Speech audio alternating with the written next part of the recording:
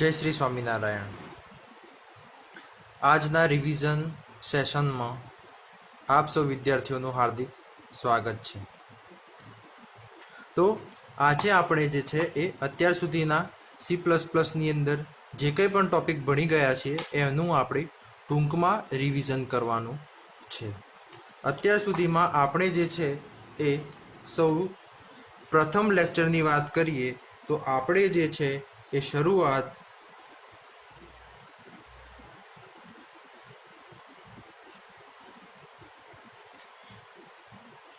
Revision of C અને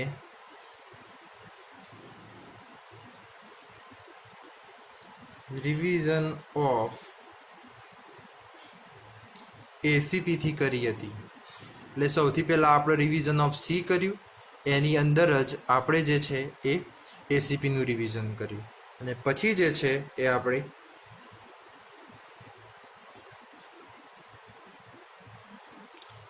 C++ ની શરૂઆત કરી, જેની અંદર જે છે એ સૌથી પહેલા આપણે જે છે એ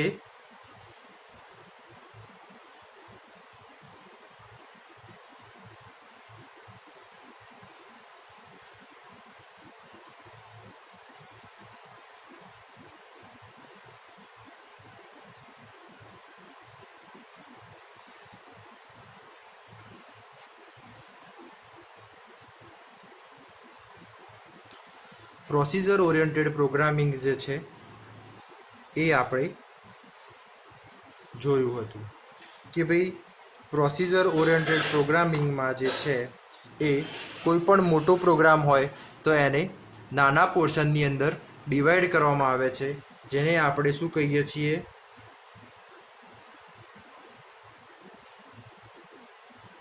ફંક્શન। એટલે કે કોઈ પણ મોટા પ્રોગ્રામને નાના ભાગની અંદર ડિવાઈડ કરવાની જે વાત છે એને કહેવાશે ફંક્શન। સાથે આપણે જોયું હતું કે કોબોલ અને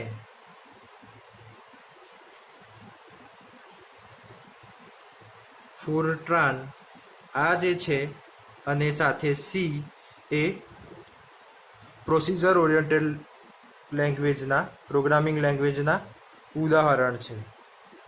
સાથે સાથે જે છે એ આપણે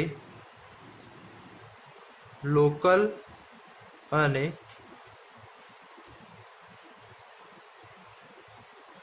ગ્લોબલ વેરિયેબલ જે છે એ એના વિશે વાત કરી હતી કે ભાઈ લોકલ વેરિયેબલ છે એ આપણે પ્રોગ્રામની અંદર ડિક્લેર કરીએ છીએ, જ્યારે ગ્લોબલ વેરિયેબલ જે છે એ આપણે પ્રોગ્રામની બહાર ડિક્લેર કરીએ છીએ। સાથે સાથે જે છે એ આપણે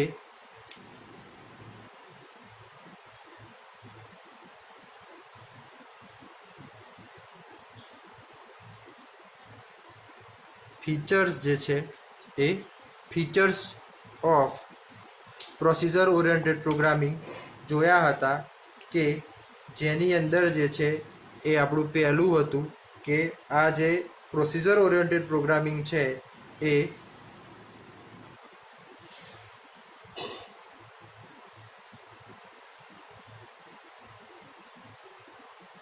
ટોપ ડાઉન એપ્રોચ જે છે એ ફોલો કરે છે। પછી બીજું શું હતું કે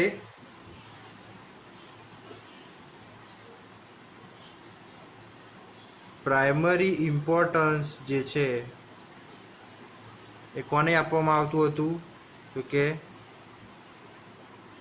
ફંક્શનને આપવામાં આવતું હતું। પછી જો કોઈ લાર્જ પ્રોગ્રામ હોય તો એને સ્મોલ પાર્ટ્સની અંદર ડિવાઈડ કરવામાં આવતા હતા, જેને આપણે શું કહીએ છીએ, ફંક્શન। પછી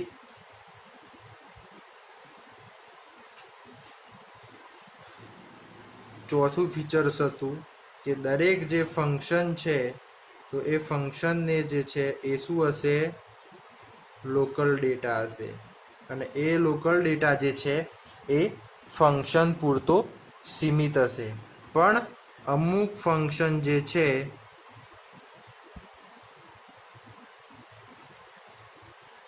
એ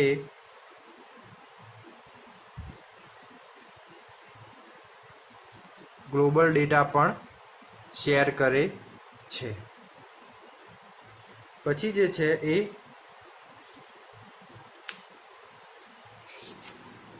છઠ્ઠું આપણું ફીચર્સ હતું કે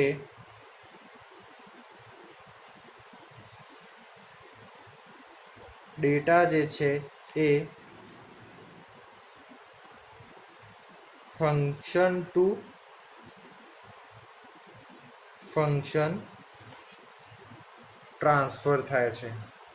ડેટા જે છે એ ફંક્શન ટુ ફંક્શન ટ્રાન્સફર થાય છે. શેના થ્રુ થાય છે? તો એ કે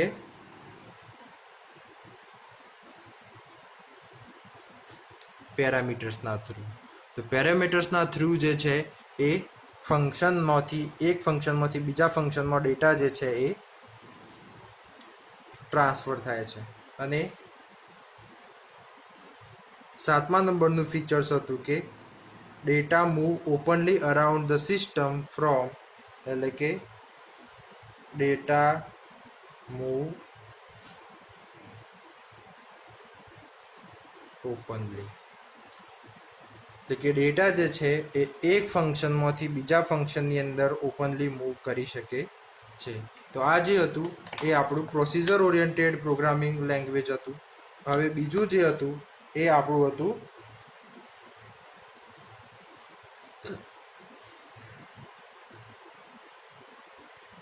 object oriented programming.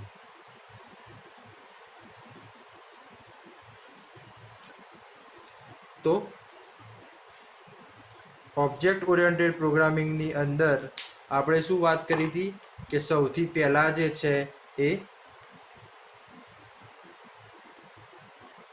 Class define કરવામાં આવે છે. અને ક્લાસની અંદર શું હશે? તો કે ડેટા હશે. ક્લાસની અંદર શું હશે? ડેટા હશે. સાથે બીજું શું હશે? તો કે ફંક્શન હશે. કે પછી ક્લાસ ક્રિએટ કર્યા પછી આપણે શું કરવું પડે? તો કે ક્લાસનો ઓબ્જેક્ટ ક્રિએટ કરવો પડે. અને આ ઓબ્જેક્ટ થ્રુ જે છે એ ડેટાને શું કરી શકાય? એક્સેસ કરી શકાય. તો ડેટા જે છે એ ઓબ્જેક્ટ ઓરિએન્ટેડ પ્રોગ્રામિંગની અંદર ફ્રીલી મૂવ કરી શકતો નથી. આ વસ્તુ ખાસ ધ્યાન રાખવાનું છે. અને પ્રોબ્લેમ જે છે અથવા તો પ્રોગ્રામ જે છે એને સ્મોલ પાર્ટ્સની અંદર ડિવાઈડ કરવામાં આવે છે, જેને શું કહેવામાં આવે છે? તો કે ઓબ્જેક્ટ તરીકે ઓળખવામાં આવે છે. અને object of the same class communicate with each other by using a member function. એટલે કે એક ઓબ્જેક્ટ બીજા ઓબ્જેક્ટ જોડે મેમ્બર ફંક્શનનો ઉપયોગ કરી અને કમ્યુનિકેટ કરી શકે છે. તો આ જે હતું એ પ્રોસિજર ઓરિએન્ટેડ પ્રોગ્રામિંગ અને ઓબ્જેક્ટ ઓરિએન્ટેડ પ્રોગ્રામિંગ હતું. એના પછી જે છે એ શું હતું? તો કે એના ઓબ્જેક્ટ ઓરિએન્ટેડ પ્રોગ્રામિંગના ફીચર્સ હતા.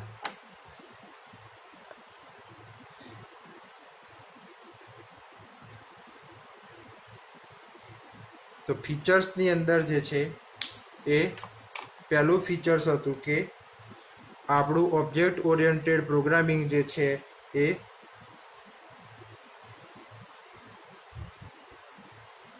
બોટમ અપ એપ્રોચ જે છે એ ફોલો કરે છે. પછી બીજું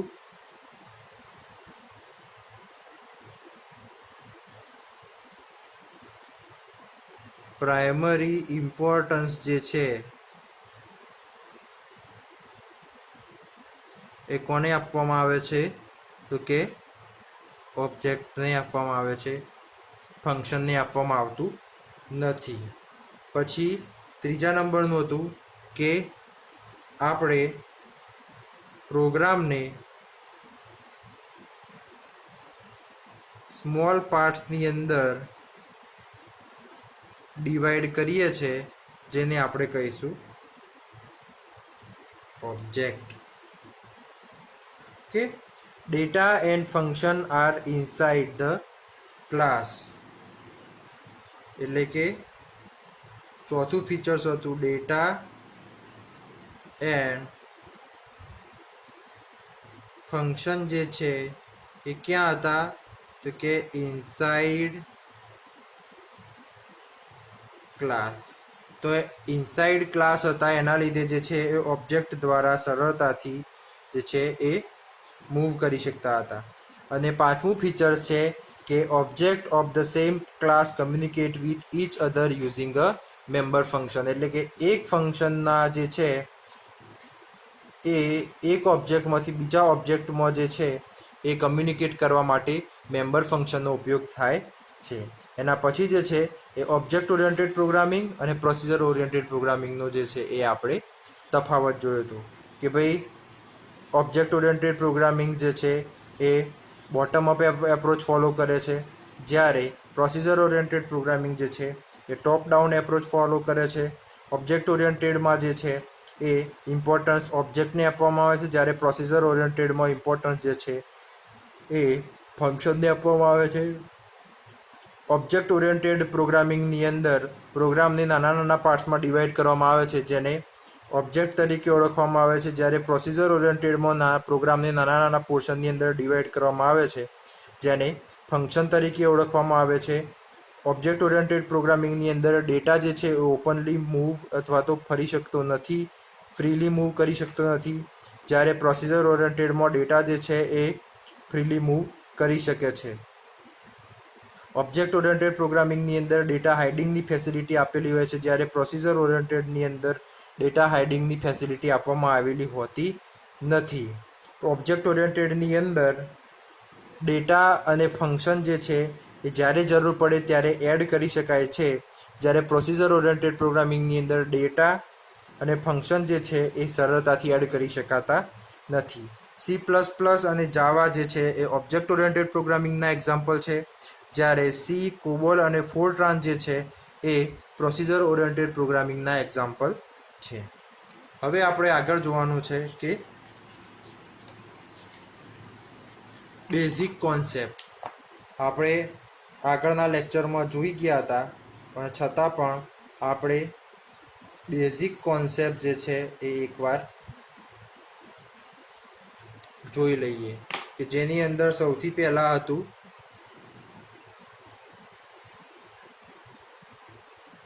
ડેટા એબ્સ્ટ્રેક્શન. ડેટા એબ્સ્ટ્રેક્શન એટલે શું, તો કે ભાઈ જે એસેન્શિયલ એટલે કે જરૂર પૂરતી જે ઇન્ફોર્મેશન છે એ જરૂર પૂરતી ઇન્ફોર્મેશન જ યુઝરને બતાવવાની, બાકીની કોઈ પણ ઇન્ફોર્મેશન યુઝરને બતાવવાની નહીં. મતલબ યુઝર મેથડ અને ફંક્શનનો ઉપયોગ કરી અને પોતાનો ટાસ્ક પરફોર્મ કરી શકે છે, પણ એ ટાસ્ક કેવી રીતે પરફોર્મ થયો એ જોડે યુઝરને કોઈ લેવા દેવા નથી. એના પછી બીજા નંબરનું હતું ડેટા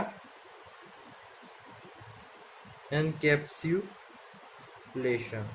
એટલે કે ડેટા એન્કેપ્સ્યુલેશન જે છે એ ડેટા હાઇડિંગની ફેસિલિટી પ્રોવાઈડ કરવામાં આવે છે, અને ડેટા એન્કેપ્સ્યુલેશન જે છે એ પ્રોસેસ છે શેની, તો કે ડેટા અને એના એસોસિએટેડ ફંક્શન, એટલે કે ડેટા અને એના રિલેટેડ જે ફંક્શન હોય એમને સિંગલ યુનિટમાં બાઇન્ડ કરવાની, એટલે કે ભેગા કરવાની જે રીત છે અથવા તો પ્રોસેસ છે એને કહેવાશે data encapsulation.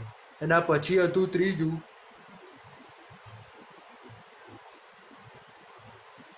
Inheritance.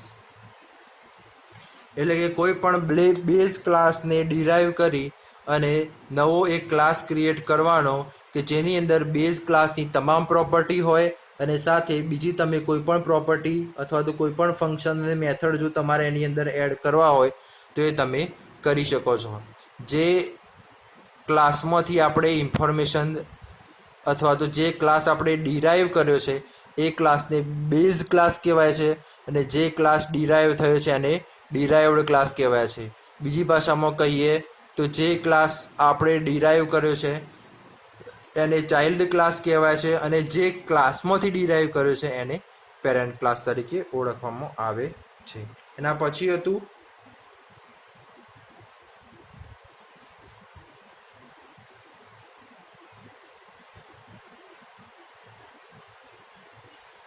Polymorphism. Polymorphism એટલે શું? એક જ નામ અને એ એક કરતાં વધારે ડિફરન્ટ જે છે એ ડિફરન્ટ પર્પઝ માટે ઉપયોગ કરવામાં આવે. એટલે કે વસ્તુ એક જ હોય પણ એ ડિફરન્ટ પર્પઝ માટે ઉપયોગ કરવામાં આવે. જેની અંદર જે છે એ બે પ્રકાર હતા. એક કમ્પાઇલ ટાઈમ અને બીજું જે છે એ હતું રન ટાઈમ. એટલે કે કમ્પાઇલ ટાઈમના એક્ઝામ્પલ કયા હતા? તો કે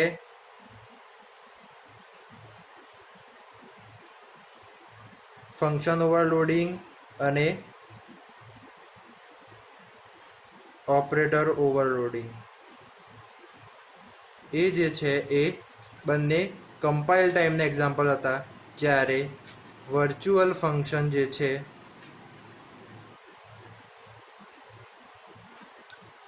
એ આપણું રન ટાઈમ પોલિમોર્ફિઝમનું એક્ઝામ્પલ હતું. એના પછી 5મા નંબરે હતું આપણું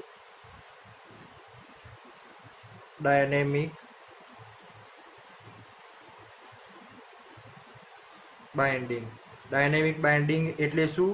તો કે બાઇન્ડિંગ મતલબ ફંક્શન કોલ જે છે એને ફંક્શનની ડેફિનેશન જોડે લિંક કરવાનું કામ.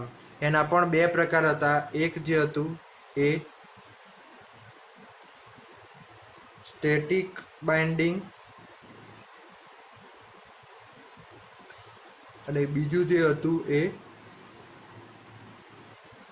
Dynamic binding.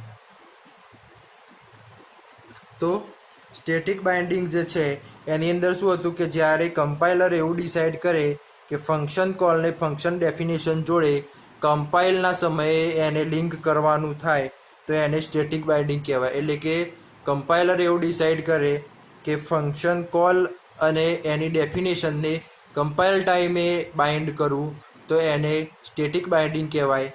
જ્યારે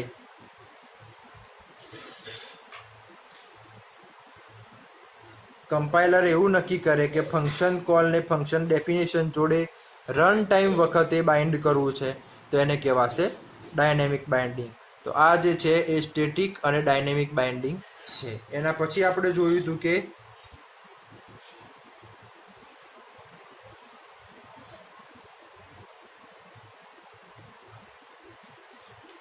મેસેજ પાસિંગ. તો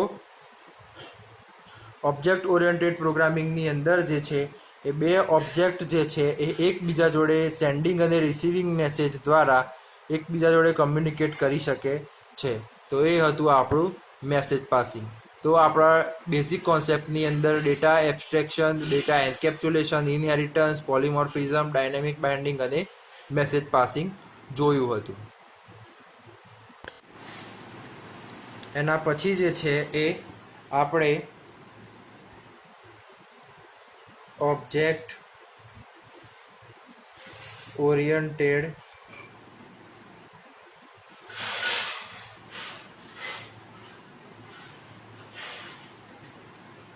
એના પ્રકાર જોયા હતા. જેની અંદર બે પ્રકાર હતા. એક જે છે એ object based programming language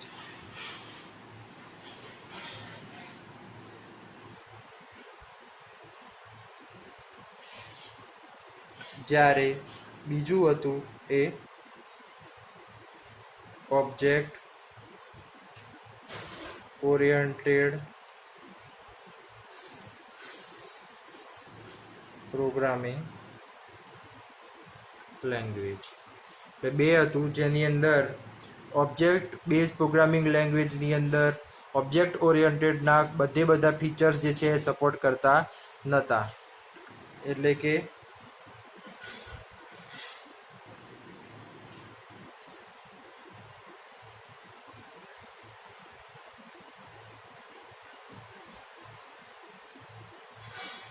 object base પ્રોગ્રામિંગની અંદર ઇનહેરિટન્સ અને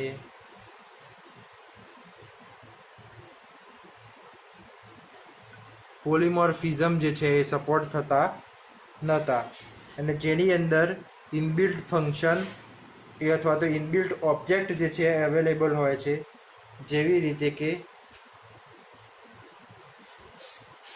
જાવાસ્ક્રિપ્ટની અંદર વિન્ડોઝના ઓબ્જેક્ટ ઇનબિલ્ટ આપેલા છે. અને જે છે એ ઓબ્જેક્ટ બેઝ પ્રોગ્રામિંગ લેંગ્વેજના એક્ઝામ્પલ તમે જોવા જાઓ તો જાવાસ્ક્રિપ્ટ અને વિઝ્યુઅલ બેઝિક જે છે એ ઓબ્જેક્ટ બેઝ પ્રોગ્રામિંગ લેંગ્વેજના ઉદાહરણ છે. જ્યારે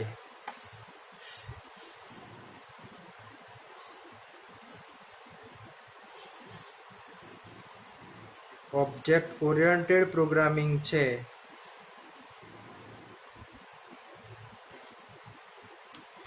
આ ઓબ્જેક્ટ બેઝ પ્રોગ્રામિંગ, આ ઓબ્જેક્ટ ઓરિએન્ટેડ પ્રોગ્રામિંગ, તો એની અંદર જે છે એ ઓલ ફીચર્સ જે છે એ શું થાય છે, સપોર્ટ કરવામાં આવે છે. જેની અંદર ઇનબિલ્ટ ઓબ્જેક્ટ જે છે એ હોતા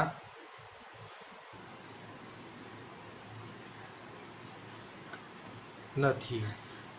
અને એના એક્ઝામ્પલ તરીકે તમે જોવા જાઓ તો C++ અને જાવા બે પ્રોગ્રામિંગ લેંગ્વેજ છે એ ઓબ્જેક્ટ ઓરિએન્ટેડ પ્રોગ્રામિંગ લેંગ્વેજના ઉદાહરણ છે. પછી આપણે જોયા હતા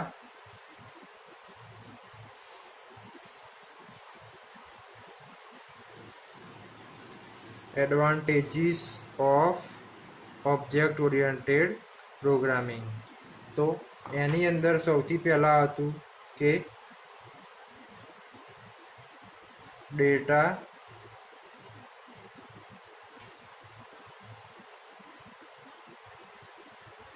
એન્કેપ્સ્યુલેશન, એટલે કે ક્લાસ અને એના ડેટા જે છે એ એના એસોસિએટેડ ફંક્શન જોડે બાઇન્ડ કરવાના. બીજું જે છે એ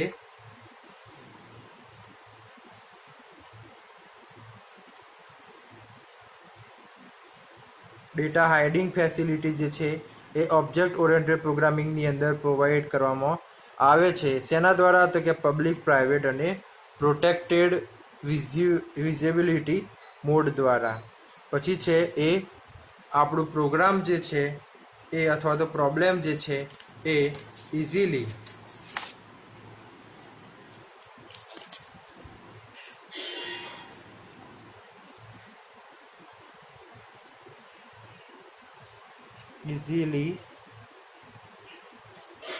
divided in objects, એટલે કે આપણા પ્રોબ્લેમ જે છે એ ઓબ્જેક્ટની અંદર ઇઝીલી જે છે એ આપણે ડિવાઈડ કરી શકીએ છીએ. પછી આપણું ઓબ્જેક્ટ ઓરિએન્ટેડ પ્રોગ્રામિંગ જે છે એ ફંક્શન ઓવરલોડિંગ સાથે ઓપરેટર ઓવરલોડિંગ પણ સપોર્ટ કરે છે. સાથે સાથે જે છે એ કોડ રીયુઝેબિલિટી શેના દ્વારા? તો કે ઇનહેરિટન્સ દ્વારા જે છે કોડ રીયુઝેબિલિટી પ્રોવાઈડ કરવામાં આવે છે. સાથે સાથે જે છે એ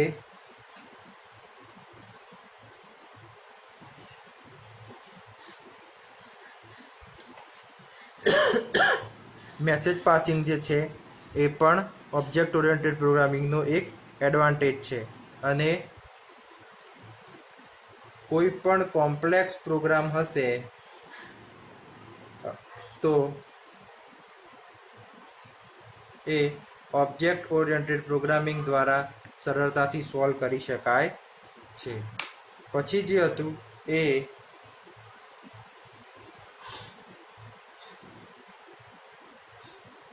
application of object oriented programming. તો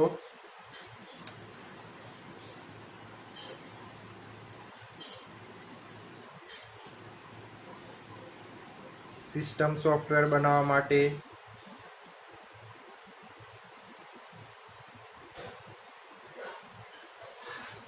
એપ્લિકેશન સોફ્ટવેર બનાવવા માટે ડ્રાઈવર્સ ડિવાઇડના બનાવવા માટે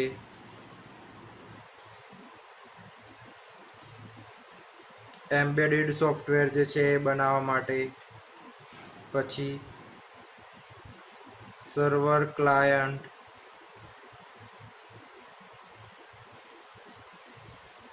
એપ્લિકેશન બનાવવા માટે જે છે એ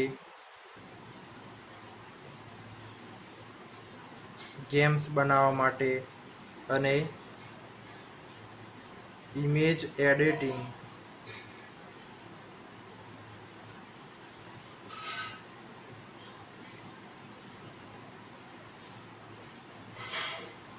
સોફ્ટવેર બનાવવા માટે જે છે એ આપણે ઓબ્જેક્ટ ઓરિએન્ટેડ પ્રોગ્રામિંગ લેંગ્વેજનો ઉપયોગ કરીએ છીએ.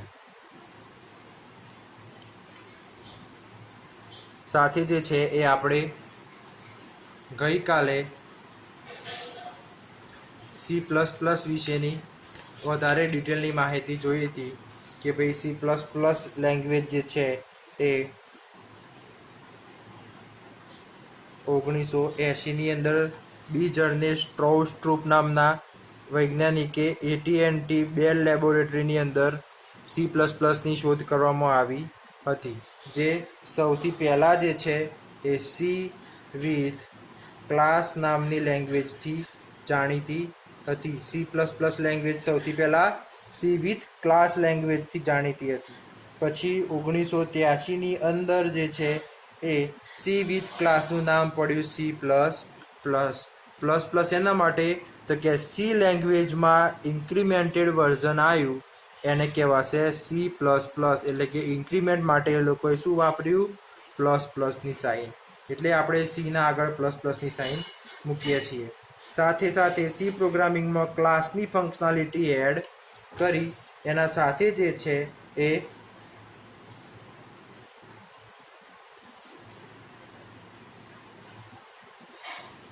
Function overloading,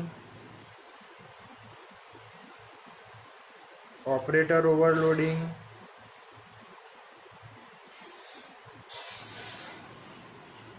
inheritance,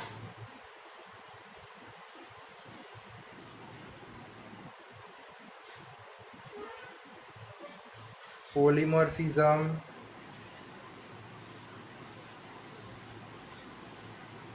virtual function,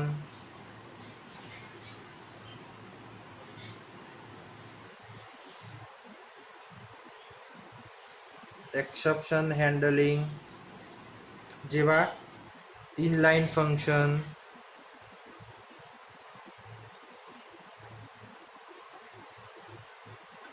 અને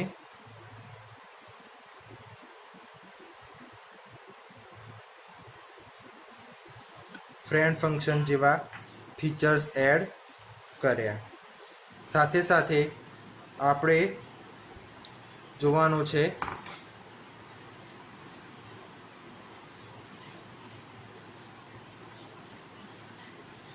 statements of C plus plus. જેની અંદર આપણે જોયું હતું ઇનપુટ સ્ટેટમેન્ટ,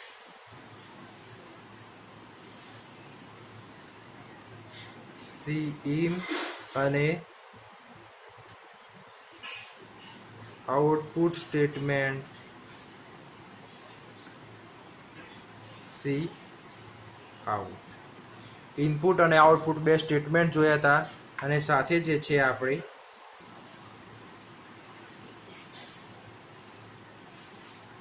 હેડર ફાઇલ્સની માહિતી જોઈ હતી. સી ઇન અને સી આઉટ જે છે એ બંને ઇનપુટ આઉટપુટ સ્ટેટમેન્ટ છે અને હેડર ફાઇલની અંદર જે છે એ iostream dot H, string dot H, math dot H, stdio dot H અને સી ટાઈપ ડોટ એચ એવી જુદા જુદા પ્રકારની હેડર ફાઇલો જે છે એ આપણે જોઈ હતી. સાથે જે છે એ કમેન્ટ્સ એટલે કે મલ્ટીલાઇન કમેન્ટ્સ અને સિંગલ લાઇન કમેન્ટ્સ જે છે એ પણ આપણે જોયું હતું. તો અત્યાર સુધી આપણે C++ની અંદર આટલી માહિતી જોઈ ગયા છીએ. હવે નેક્સ્ટ લેક્ચરની અંદર આપણે સ્ટ્રક્ચર ઓફ C++ પ્રોગ્રામથી શરૂઆત કરીશું. ત્યાં સુધી જય સ્વામિનારાયણ.